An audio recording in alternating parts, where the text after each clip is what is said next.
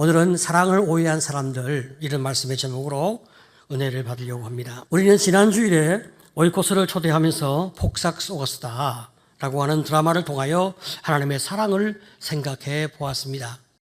오늘은 폭삭 속았다의 2탄 설교를 준비했습니다. 우리가 이 드라마를 통해서 사랑에 대한 오해가 어떤 것이 있을까 생각을 해보고 그 오해를 넘어설 수 있는 그런 삶의 축복을 함께 누려보려고 합니다. 주인공 관식이는 한평생 변함이 없는 사랑으로 예수님에게 헌신하게 되고, 또 자식을 키울 때도 자신의 모든 것을 다 내어줄 만큼 자식을 사랑하는 그런 부모의 모습을 우리는 보게 되어집니다. 하지만 이 자녀의 입장에서는 부모가 자신들을 사랑하는 것을 알아도 그 나름의 상처가 있어서 사랑에 대한 오해가 만들어지는 것이 또 자식의 심정입니다. 관식이나 예순이는 말이죠, 그 두 사람 사이에서 3명의 자녀를 두었습니다. 첫 번째는 딸 금명이, 두 번째는 아들 은명이, 그리고 세 번째, 이 사진에서는 엄마의 뱃속에 있는 이제 세 번째 아들 동명이, 이렇게 금, 은, 동 세 자녀를 낳았습니다. 그런데 막내 아들 동명이는 어릴 때 태풍에 휩쓸려 그만 죽고 말았습니다. 막내 아들의 죽음은 관식과 예순에게 한평생 깊은 슬픔과 깊은 죄책감으로 큰 상처를 남기게 됩니다. 그렇지만 관식과 예순이는 정신을 차리고 금명이와 은명이를 정성을 다하여 사랑으로 잘 키워가기 위해 노력하게 되죠. 예순이는 그 마음 가운데서 좋은 엄마가 되고 싶은 마음이 너무나 많았습니다. 하지만 자기 엄마가 일찍 죽었기 때문에 자신은 자녀 교육에 대하여 배운 것이 없는 거예요. 그래서 자기가 혹시나 잘못하여 자녀에게 상처를 주지 않을까 걱정과 부담을 많이 안고 자식을 키우게 됩니다. 결국에는 관식과 예순이가 자식을 사랑하는 진실과 뜨거운 마음이 있고 그 마음으로 양육하는 수고가 아주 컸지만 자녀 양육에 대한 지식이 부족해서 여러 실수들을 이제 나타내게 되죠. 그래서 둘째 아들인 은명이가 누나에 비하여 차별받는 서러움이 그 마음 가운데 가득해지는 이런 고통이 있게 됩니다. 이 은명이가 차별을 느낀 것은 이런 장면들이죠. 엄마가 금명이 도시락에 넣어주기 위해서 돈가스를 튀깁니다. 그런데 돈가스를 튀기며 준비를 하다 보면 잘못 실수하고 잘못 굽어서 좀 모양이 좋지 못한 것이 있잖아요. 그러면 그것은 집에 있는 은명이에게 주는 거예요. 여러분, 은명이 눈초리 보세요. 심술이 난 은명이는 이렇게 외칩니다. 내가 찬반 처리하는 사람이야? 나도 새로 튀겨줘. 또 금명이 생일에는 말이죠, 엄마가 늘 떡을 했습니다. 하지만 은명이 생일 때는 떡을 하지 않는 거예요. 왜냐하면 은명이 생일 이 지난 3일 후 막내 동명이가 죽은 날이기 때문에 그 아이를 생각하면 은명이에게 또 떡을 해줄 수가 없는 마음이 일어나는 거예요. 결정적으로 금명이는 서울대에 들어갈 만큼 공부를 아주 잘했지만 은명이는 공부를 잘 하지 못했습니다. 부모는 금명이가 유학하고 싶어하는 그 마음을 알고 집을 팔아서 지원을 하고 그 남은 돈으로 자신들은 낡고 허름한 아파트로 이사를 하게 됩니다. 이런 상황 가운데서 은명이는 어떻게 하면 자신이 누나보다 더 사랑을 받고 인정을 받을 수 있을까 늘 그 고민을 하며 살게 됩니다. 어느 날 엄마 예순이와 은명이가 TV를 함께 보고 있는데 유명한 씨름 선수 강호동이 씨름에 이겨서 상으로 금송아지 트로피를 타는 장면이 나오게 되어지는 거예요. 엄마가 TV를 보다가 혼자 이렇게 중얼거립니다. 강호동이 엄마는 아쉬울 것도 없겠다. 아들 낳아서 금송아지 타오면 여한이 없지. 이렇게 말하는 말을 딱 듣게 됩니다. 엄마의 말을 들은 은명이는 갑자기 눈이 번쩍 뜨이는 거예요. 자기도 돈을 많이 벌어서 엄마를 호강시켜 주게 되어지면 참 내가 엄마의 사랑을 독차지할 수 있지 않을까. 그래서 이렇게 엄마에게 큰 소리 합니다. 엄마는 내 뒤로 줄 서. 내가 아빠 배 그만 타게 해주고 엄마 장사는 좌판 접게 해줄게. 누나 말고 내가 딱 해줄게. 그렇게 외치게 되는 거죠. 이때부터 은명이는 자기가 누나보다 더 사랑받을 수 있는 길을 찾아서 그 길을 가고 싶어 하는 마음이 확실해지게 되죠. 바로 그것은 돈을 많이 버는 길, 이렇게 생각하게 됩니다. 그런데 자기 아빠를 보니까 아빠는 성실하지만 항상 가난한 그런 삶을 살아오셨단 말이죠. 그러니까 은명이는 그렇게 돈을 벌면 안 되지, 한 방에 딱 돈을 벌어야 되겠다, 이런 생각을 가지고 친구와 동업해서 전당포 사업을 하게 되어지는 거죠. 그런데 고객이 맡긴 값비싼 물건을 친구가 훔쳐서 도망가는 바람에 은명이가 죄를 뒤집어 쓰고 감옥에 들어가게 되었어요.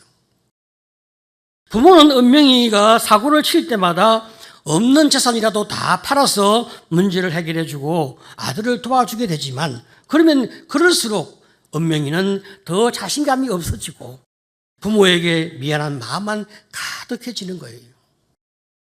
은명이가 부모의 사랑에 대하여 오해하는 것은 이것입니다. 나는 공부를 잘하지 못하니까 부모가 나를 사랑하지 못하고, 내가 둘째니까 또 부모의 사랑을 받지 못하고, 내가 맨날 사고만 치니까 부모님이 나를 사랑하지 못하고, 내가 부모를 힘들게 하니까 나는 또 부모의 사랑을 받을 수 없는 그런 사람이 아닌가, 이렇게 자기 자신을 학대하게 되는 거죠. 오늘 우리의 본문에서도 아버지의 사랑을 오해하는 사고뭉치 둘째가 등장하게 됩니다. 우리 본문은 이렇게 시작하죠. 어떤 사람에게 아들 둘이 있었다. 그런데 둘째 아들이 아버지에게 유산을 달라고 요청을 하는 것입니다. 이것은 살아있는 아버지에게 빨리 죽으라는 말과 같은 말이니 참 둘째 아들의 이 행동은 너무나 못된, 그리고 참 불효막심한 악이란 말이죠. 그런데 아버지는 유산을 요구하는 아들에게 분노하지 아니하고 유산을 나누어 주게 됩니다. 결국 둘째 아들은 자신이 받은 유산을 다 챙겨서 먼 나라에 가서 허랑방탕하면서 재산을 다 탕진하게 되는 거예요. 그런 돈을 가지고 사업을 하거나 경영을 해본 그런 경험도 지혜도 없기 때문에 갑자기 주어진 이 돈을 어떻게 써야 하는지, 어떻게 운영을 해야 하는지 전혀 모르게 됩니다. 그래서 흥청망청 계획이 없이 돈을 쓰다 보니 돈을 다 탕진하게 되어진 거죠. 여러분, 둘째 아들이 아버지에게 유산을 달라고 해서 집을 나간 이유가 무엇이겠습니까? 자기는 아무리 노력해도 형만큼 충성스럽지 못하고 성실하지 못한 것을 알고 있습니다. 그래서 내가 형만큼 아버지에게 인정받을 수 없다는 한이 그 마음 가운데 있습니다. 그래서 형보다 더 많은 돈을 벌어서 보란듯이 성공해서 돌아오겠다, 이런 야망을 품고 집을 떠난 거죠. 형보다 뛰어나야 아버지의 사랑을 받을 수 있다, 이런 오해가 둘째의 마음에 가득한 거예요. 하지만 돈을 다 잃어버리고 거지꼴로 이제 아버지에게 돌아가게 되었습니다. 그러나 이때에도 아버지에 대한 그 오해는 여전히 똑같이 가지고 있어요. 누가복음 15장 18절 이하를 보게 되어지면, 내가 일어나 아버지께로 가서 이르기를, 아버지, 내가 하늘과 아버지께 죄를 지었사오니 지금부터는 아버지의 아들이라 일컬음을 감당하지 못하겠나이다. 나를 품꾼의 하나로 보소서 하리라 하고. 나를 품꾼의 하나로 보소서. 여러분, 이 말은 말이죠, 이 둘째 아들의 마지막 남은 자존심에서 나온 거죠. 차마 나를 다시 아들로 받아달라 하기에는 내가 너무나 많은 죄를 진 사람이 아니냐. 내가 하늘과 아버지께 죄를 지은 사람인데 내가 어떻게 더 뻔뻔하게 아들로 나를 인정해달라 말할 수가 있겠냐. 둘째 아들의 이런 생각은 아버지의 사랑을 조건적인 사랑으로 오해하고 있음을 우리에게 보여주고 있어요. 내가 아버지의 유산을 다 날려먹었기 때문에 이제는 아버지로서 나를 볼 때 나는 아들의 자격을 상실했다, 이렇게 생각을 하는 거예요. 내가 아버지에게 사랑받고 인정받고 싶은 욕구는 너무 크지만 아버지가 자격이 없는 나를 사랑할 수 없지 않느냐. 이것이 둘째 오해인 거예요. 이런 생각은 아버지의 마음을 모르는 것이고 아버지의 사랑을 모르기 때문에 터져나온 참 안타까운 생각인 거죠. 하지만 아버지는 유산을 물려준 처음부터 이 아들이 큰 돈을 가지고 가서 다 탕진할 거라고 하는 것을 알고 계셨어요. 이미 아들이 그런 마음을 먹었기 때문에 이 아들을 야단치거나 화를 내거나 혹은 강제로 이 아들을 붙들어 둔다고 해서 이 아들이 행복한 마음으로 아버지와 함께 살 수 없다는 것을 아버지는 너무나 잘 알고 있는 거예요. 그럴 바에야 아들을 사랑하는 이 아버지의 마음으로 아들의 실패를 통하여 아들이 교훈을 받고 그 과정을 통해서 아들이 성숙해지도록 하기 위해서 위험을 감수하고 유산을 물려주는 결단을 하게 되는 거예요. 아버지는 세상이 어떤 곳인지 잘 알고 있습니다. 아버지의 품이 아닌 세상은 사랑이 없고 용서가 없고 위로가 없고 그곳은 오직 속임수와 파괴와 죽음이 있는 곳이기 때문에 이 아들이 아버지의 품을 떠나 세상으로 나갈 때 얼마나 처참한 삶의 결과를 가지게 되는지 예측하고 있단 말이죠. 그래서 아들이 아버지의 집을 떠나고 난 다음 날부터 이 아버지는 매일같이 사거리에 나가서 아들이 돌아오기를 기다리고 있는 거예요. 그리고 마침내 아들이 돌아온 것을 확인하게 되어질 때 멀리서 달려가 끌어안고 입을 맞추게 됩니다. 15장 20절을 보게 되어지면 이에 일어나서 아버지께로 돌아가니라. 아직도 거리가 먼데 아버지가 그를 보고 측은히 여겨 달려가 목을 안고 입을 맞추니. 참 얼마나 뜨거운 사랑의 표현입니까? 그뿐 아닙니다. 아버지는 아들에게 매일 제일 좋은 옷을 입혀주고 손에 가락지를 끼워주고 발에 신을 신겨줍니다. 이것은 아들로서의 모든 지위를 회복시켜주는 그런 구체적인 행위란 말이죠. 아버지는 잃어버린 아들을 다시 찾은 그 기쁨을 나누고 싶어서 살찐 송아지를 잡아서 큰 잔치를 벌이게 되어집니다. 아버지는 아들을 위해서 모든 것을 베풀 때 최상급으로 베풀어 줍니다. 제일 좋은 옷, 살찐 송아지. 15장 22절 이하를 보게 되어지면 아버지는 종들에게 이르되 제일 좋은 옷을 내어다가 입히고 손에 가락지를 끼우고 발에 신을 신기라. 그리고 살찐 송아지를 끌어다가 잡으라. 우리가 먹고 즐기자. 이 둘째 아들이 아버지의 마음에 드는 행동을 했기 때문에 사랑해 주는 것이 아니고 자격이 있어서 사랑해 주는 것이 아닙니다. 그냥 아들이니까 사랑하고 용납하는 거예요. 그래서 그가 어떤 모습이든 무조건적인 사랑으로 사랑을 하고 아들로서의 모든 지위를 다 회복시켜 줄 뿐 아니라 모든 권한을 다시 아들에게 부여하는 거예요. 아무도 그를 침해하지 못하도록. 그런데 한 가지 참 이상한 점이 있습니다. 아버지가 아들을 너무나 사랑해서 매일매일 기다리긴 하는데 집 나간 아들을 찾아다니지는 않습니다. 그가 스스로 돌아올 때까지 기다리는 거예요. 아들이 자신의 잘못을 깨닫고 아버지의 사랑의 진실을 알기 위해서는 고난이라고 하는 과정이 필요하고 깨달음이라고 하는 시간이 필요함을 아버지가 알고 있는 거예요. 그래서 아버지의 사랑 안에 거하는 것이 행복이고 기쁨인 것을 이 아들이 알고 다시는 어리석은 선택을 하지 않도록 하기 위해서 아버지는 큰 고통을 참고 자기를 다스리면서 아들을 기다려주고 있습니다. 바로 이것이 인격적인 하나님의 사랑인 거예요. 이런 맥락 때문에 우리가 어떤 유혹으로 말미암아 우리가 하나님을 떠나서 내 힘으로 살려고 할 때 그 길이 실패의 길이 뻔함을 알아도 하나님은 우리의 선택을 존중하게 되는 거예요. 그리고 우리가 이제 돌이켜서 주님의 품으로 돌아갈 때 우리의 모든 죄를 용서하시며 품에 안아주시고 그리고 우리의 삶을 회복시켜 주시는 거죠. 우리가 어떤 인생의 길을 걸어왔든지 어떤 실패가 있든지 그리고 우리가 어떤 죄를 지었든지 전혀 상관하지 아니하시고 아낌없는 당신의 사랑을 퍼부어주고 계신 거예요. 이렇게 둘째는 첫째만큼 인정받지 못한다는 사랑에 대한 오해로 말미암은 고통을 담고 있는 것이 둘째의 고통이란 말이에요.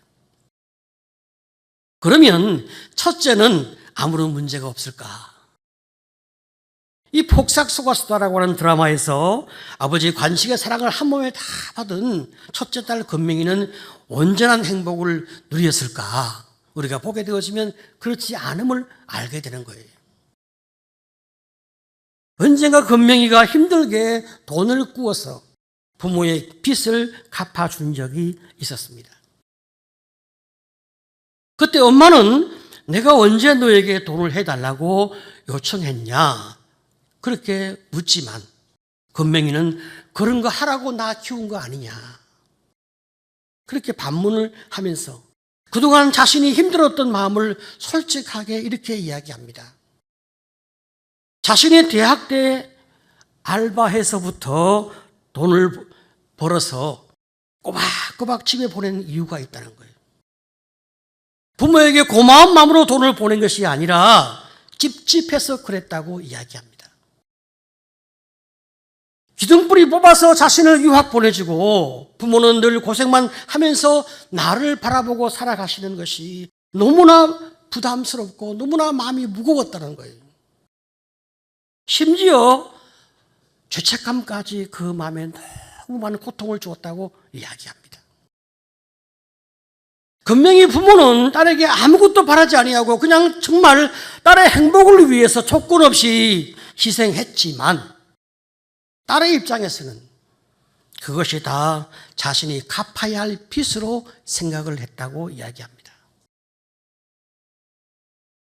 첫째 아이는 부모의 사랑과 인정을 많이 받았지만 그만큼 부모와 가족에 대한 의무와 책임감 이런 것들을 부담으로 끌어안고 살아가고 있는 거예요. 예수님의 비유에 등장하는 맏아들도 아버지에 대한 의무와 책임감이 그 마음에 가득하고 있습니다. 맏아들은 아버지를 떠나지는 않았지만 아버지의 사랑을 오해하는 집안의 탕자였습니다. 아버지의 유산을 미리 받아 챙겨 나간 이 집 나간 동생, 그 동생을 매일매일 기다리는 아버지를 보면서 이 형의 마음은 또 어떠했겠어요? 아버지 마음에 대못을 받고 떠난 자식을 저렇게 기다리고 있나? 이해가 잘 되질 않습니다. 저쯤이면 버리고 포기할 만한데 왜 저렇게 기다리고 있을까? 나 하나로 부족한가? 내가 옆에서 이렇게 충성하고 애쓰고 수고하고 있는데 나는 보이지도 않는가? 나 하나로 만족하면 안 되는가? 너무 그 마음이 섭섭하고 원망이 일어나게 되는 거예요. 어느 날 일을 마치고 집에 돌아왔는데 온 집안이 잔치 분위기입니다. 평상시에는 먹어볼 수 없는 음식들이 말이죠. 질비하고 손님이 너무나 가득해요. 이게 무슨 일인가? 너무 놀라서 일꾼에게 물어보았더니 집 나간 동생이 돌아와서 아버지가 손을 잡고 잔치를 베풀었다. 여러분, 이 형이 정말 뚜껑이 확 열리지 않겠어요? 기뻐할 수가 없습니다. 그런 아버지에게 분노하며 이렇게 항의합니다. 15장 29절 이하를 보게 되어지면 아버지께 대답하여 이르되 내가 여러 해 아버지를 섬겨 명을 어김이 없거늘 내게는 염소 새끼라도 주어 나와 내 벗으로 즐기게 하신 일이 없더니 아버지의 살림을 창녀와 함께 삼켜버린 이 아들이 돌아오매 이를 위하여 살찐 송아지를 잡으셨나이다. 이 30절에 동생을 이 아들 이렇게 이야기해요. 자기 동생이 아니야. 이미 마음 가운데 동생을 버렸어요. 게다가 형은 아버지의 살림을 창녀와 함께 삼켜버린 이 아들, 이렇게 그 아들을 정죄하고 판단하잖아요. 재산을 낭비하는 방법은 여러 가지가 있을 수 있습니다. 사업을 하다가 망했을 수 있고 사기를 당했을 수도 있어요. 그런데 형은 아예 보지도 않았지만 자기는 상상에 의해서 진단하고 추론합니다. 아버지의 살림을 장녀들과 함께 삼켜버린 아들이다. 도덕적으로 판단하고 정죄합니다. 그리고 자신이 그동안 아버지를 섬겨온 세월이 정말 아무 가치가 없구나 그렇게 느끼는 거예요. 너무나 억울하고 너무나 불안한 거예요. 첫째는 아버지의 인정과 칭찬과 사랑을 받고 싶은 마음이 너무나 많았습니다. 그래서 장남으로서 아버지를 돌보고 가문을 책임지고 싶은 마음으로 수고해 왔습니다. 그런데 동생 때문에 고통당한 아버지를 보니까 자신에게 어떤 아픔이 있다 할지라도 더 이상 아버지에게 부담을 주고 싶지 않은 마음에 다 참고 혼자 삭히며 살아온 거예요. 성실하게 수년간 아버지를 섬기며 한 번도 아버지의 명을 거역함이 없이 최선을 다해서 눈치껏 노력을 해왔어요. 그런데 아버지는 이런 자신을 더 사랑하고 기뻐하는 것이 아니라 당자인 동생을 더 사랑하고 기뻐하는 것처럼 보이니까 그냥 힘이 다 빠지는 거예요. 한순간도 더 나를 지탱할 수 있는 힘이 없어요. 내가 그간의 모든 수고와 애씀의 노력과 헌신이 아무것도 아닌 것처럼 느껴지니 얼마나 그 인생이 억울하고 분하겠습니까? 이 동생은 아버지를 위해서 한 것이 아무것도 없어. 오히려 아버지의 마음에 고통을 주고 재산까지 탕진해버린 아들인데 아버지가 이 동생을 이토록 환영하고 반겨주고 잔치를 열다니. 아버지의 이런 행동은 공정하지 못한 행동이요. 아버지의 이런 모습은 자신에 대한 배신감이라고 그는 생각하게 되는 거예요. 이런 맏아들의 이 생각과 마음은 아버지의 사랑을 오해하고 있는 거예요. 하지만 분노에 물드는 이 큰아들을 대하는 아버지는 어떻게 대하고 있습니까? 15장 28절을 보게 되어지면 그가 노하여 들어가고자 하지 아니하거늘 아버지가 나와서 고난대. 이렇게 고난대라고 하는 이 말은 말이죠. 원문의 의미가 사정하다, 빌다, 구걸하다 이런 뜻입니다. 아버지가 이렇게 낮아져서 사정을 하고 있어요. 바로 이것이 하나님의 사랑이거든요. 31절은 뭐라고 얘기합니까? 아버지가 이르되 애 너는 항상 나와 함께 있으니 내 것이 다 내 것이로되. 분노하며 씩씩거리고 화를 폭발하는 큰 아들을 향하여 이 아버지는 책망하지 않습니다. 오히려 따뜻한 목소리로 애야 그렇게 그를 위로하는 거예요. 그리고 뭐라고 말합니까? 너는 항상 나와 함께 있었으니 내 것이 다 너의 것이 아니냐. 살찐 소 한 마리 그것이 너의 것이 아니라 나의 모든 것이 다 너의 것이 아니냐. 이거는 아버지의 진실한 마음이거든요. 그 아들을 위로하고 있습니다. 아버지는 사랑하는 큰 아들과 늘 함께 있어 왔고 그것이 아버지의 행복이었고 기쁨이었고 자랑이었고 보상이었어요. 아버지의 진심이 확인되어질 때 집안의 당자인 큰 아들은 그 오해가 풀어지면서 아버지와 관계가 회복될 수 있습니다. 하지만 아버지와 관계가 회복되어진다 할지라도 아무런 수고를 하지 아니한 이 둘째가 환대받는 것은 너무나 속상할 수 있어요. 여러분, 우리가 신앙생활을 하다 보면 말이죠, 자기 마음대로 실컷 세상의 재미를 다 누리고 온갖 행동을 다 하다가 뒤늦게 하나님께로 돌아온 사람이 또 은혜도 아주 충만하게 받네. 우리 마음 가운데 은근히 부하같이 밀거든요. 아니, 내가 그동안 살아온 내 인생이 바보같이 살아온 것 같아. 나도 좀 저렇게 세상 재미를 다 누리고 딱 죽기 5분 전에 주님께 돌아왔으면 좋았을 것을. 이런 오해를 또 많은 분들이 하고 있어요. 자, 여러분, 사실 너무 이제 안타까운 오해죠. 사실 속상해할 필요가 전혀 없거든요. 둘째 아들이 돌아온 것은 하나님의 자녀로서 이제 회복이 되어졌고 구원이 이제 확인되어진 거죠. 그가 그동안 잘못 살아온 것에 대하여 용서를 받고 주님의 사랑 안에 이제 들어오게 되어진 거예요. 그렇지만 하나님의 사랑을 위하여 또 성도를 섬기는 사랑을 위하여 가족을 섬기는 사랑을 위하여 그가 수고한 것은 없다 이 말이에요. 그에게 준비된 상급은 없는 거죠. 이제 시작하는 거예요.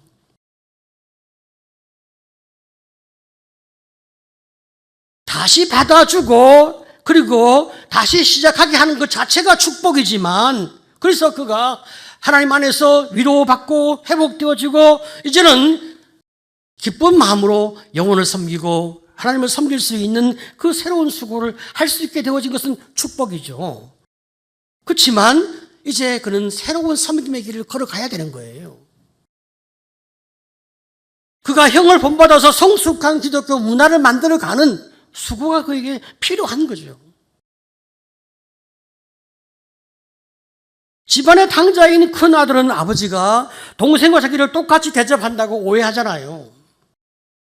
그러니까 순간 분노하고 그동안 자기가 살아온 삶의 세월에 대하여 헌신에 대하여 억울한 마음이 생겼잖아요. 그 오해를 다 풀어야죠. 잘못된 생각이죠. 그가 아버지를 위하여 수고한 것은 다 상급으로 남아 있습니다. 아버지가 뭐라고 말합니까? 다 내 것이 너의 것이다. 이게 아버지의 진실한 칭찬이고 진실한 약속이고 보상이거든요. 자, 이제 우리가 말씀을 한번 정리해 보려고 합니다. 첫째든 둘째든 모든 인생은 누구나 다 죄성이 있고 상처가 있기 때문에 누구나 다 사랑에 대하여 오해를 하게 되어집니다. 그래서 하나님의 사랑도 오해하고 어떤 경우에 부모의 사랑도 오해하고 어떤 경우에는 이제 목사나 교육자들이나 목자의 사랑도 많이 오해를 하는 때가 많이 있어요. 그래서 내가 하나님을 위해서 뭔가 수고를 했다고 생각되어지면 교만해지면서 보상받을 자격이 있다고 생각하고 내가 수고한 만큼의 어떤 보상을 하나님이 주지 않는다고 생각되어지면 내가 화가 나게 됩니다. 자, 이런 맥락의 마음을 가지고 있는 것은 내가 율법주의자 혹은 바리새인과 서기관의 이 잔재가 우리 마음 가운데 남아있기 때문에 우리가 끊임없이 이런 오해를 자꾸 하게 되는 거예요. 이런 사람은 말이죠, 신앙생활을 해나갈 때도 자기가 주어진 책임과 의무를 다 하려고 생각하지 행복하고 기쁘고 즐거워서 그 길을 가는 것은 아닌 거예요. 예수를 잘 믿어서 정말로 행복한 것이 무엇입니까? 하나님의 사랑을 누릴 뿐 아니라 하나님과 동행하면서 이 땅에서 천국의 삶을 내가 살아가는 것이 신앙생활의 큰 축복인데, 세상이 오히려 천국이고 세상이 오히려 재미있는 곳이라고 생각하니 여러분, 그 삶이 어떻게 천국이 되겠어요? 이런 오해를 깨끗이 씻어버리시기를 축복합니다. 아멘. 우리 하나님이 믿음의 삶을 사는 우리에게 뭐라고 위로하십니까? 예, 내 것이 다 너희 것이 아니냐. 기도해라. 걱정하지 말고 구해라. 내가 다들 위에 채워주리라. 우리가 말이죠, 이런 하나님의 사랑을 알며 그 사랑을 누리는 축복을 받을 뿐 아니라 우리 안에서 점점점 내 행위를 근거로 해서 사람을 판단하고 나를 판단하는 율법주의가 자꾸 사라지게 되는 거죠. 그러니까 은혜 안에 사는 것이 무엇인지 알게 되죠. 원래 내 출발이 무엇입니까? 죄인이잖아요. 그런데도 불구하고 주님이 나를 사랑해 주셔서 내가 이렇게 은혜 가운데 살게 되어지고 본향을 약속받고 영혼의 주의 사람으로 살아가는 축복을 누리게 되어지니까 얼마나 우리가 행복한 인생입니까?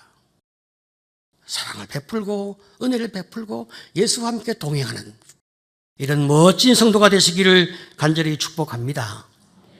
아멘. 자, 그렇지만 이제 우리 안에서 이 둘째와 같은 마음을 가지고 있는 사람들, 이들은 어떤 또 오해가 있게 되어집니까? 내가 뭔가 잘못했을 때 내가 이런 잘못을 하고 있으니까 사랑받을 자격이 없다 하면서 자기를 치고 스스로 하나님과 거리를 두면서 인생을 산단 말이죠. 하나님이 나를 사랑한다, 내가 너를 영원히 용서한다라고 말해도 다 그 말을 안 믿어. 그러니까 그 안에서 기쁨의 회복이 잘 안 일어나는 거예요. 주님은 뭐라고 말씀하십니까? 내가 너를 잃었다가 다시 찾은 내 아들이다, 내 딸이다. 얼마나 깊이 있는 사랑의 말씀입니까? 우리 하나님은 우리가 자격이 있든 없든 상관하지 않습니다.